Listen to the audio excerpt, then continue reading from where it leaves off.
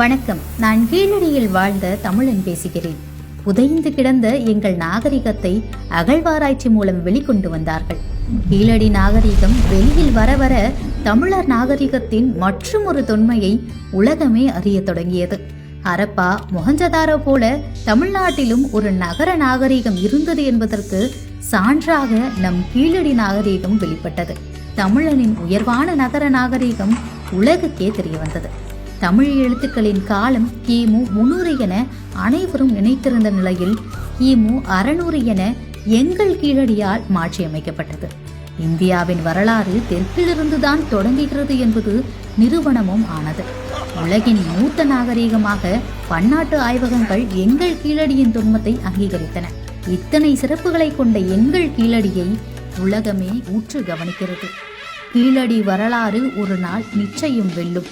தமிழர் வரலாற்றை உலகமே சொல்லும்.